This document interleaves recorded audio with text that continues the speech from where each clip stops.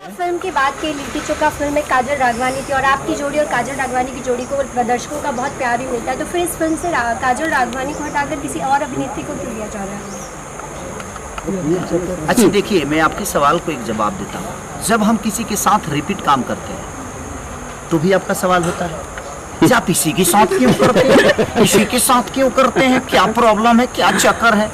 जब हम किसी को नए को ब्रेक देते हैं तभी आपका सवाल है जो उसको हटाया क्यों गया। अब बताइए कि हम क्या जवाब दें इसका। अब आपसे मैं पूछ रहा हूँ, तो पहले क्यों, पहले से ही वो न्यू एक्ट्रेस को आप ले सकते थे आपके साथ उस फिल्म में, आपके अपोजिट, लेकिन पहले काजल और फिर रिप्लेस क्यों किया जा रहा है?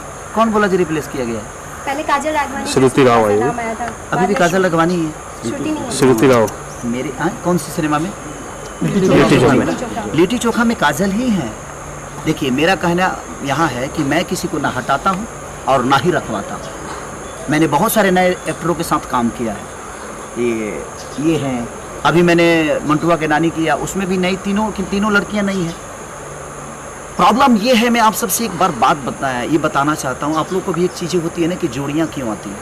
मैं किसी जोड़ी के पक्ष में नहीं हूँ, बट मेरे कहने का मतलब कि मुझे अगर 15 रीटेक देना पड़ता है अपने डांस में ना, तो बड़ा दुख होता है।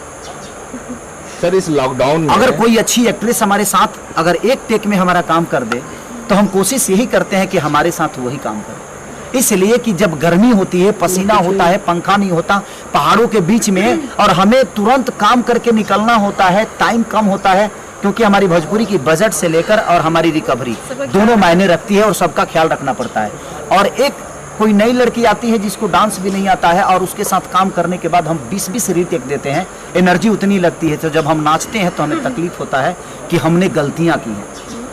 तो एक अच्छी एक्ट्रेस को, जिसको देखिए, मैं सबको बोलता हूं कि आप डांस सीख कर आइए, आप एक्टिंग सीख के आइए और आप अच्छा करिए, हमें कोई दिक्कत नहीं है। अगर आपके अंदर पावर होगा ना तो आपको प्रमोट की जरूरत नहीं है।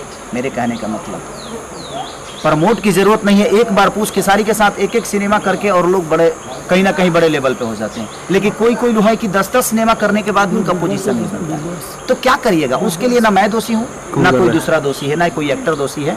तो देखिए, मेरा कॉल नहीं है, डायरेक्टर और प्रोड्यूसर उन्हीं का कॉल है, और नहीं तो शायद रितु सिंह मेरे साथ काम ही नहीं कर पाती। अगर डायरेक्टर और प्रोड्यूसर का कॉल नहीं होता, मेरा ही चलता, तो हर जगह काजल ही होती। ऐसा थोड़ी है, ऐसा नहीं है। जिस सिनेमा का जो रोल होता है, लगता है कि नहीं इसमें हार्डकोर एक्ट है, ये चीज़ें हैं, वो चीज़ें हैं, तो उसके लिए लोग खुद से अपने कंफर्टेबल के लिए कि हमारा काम जल्दी हो जाए, इसलिए बड़े एक्टरों के साथ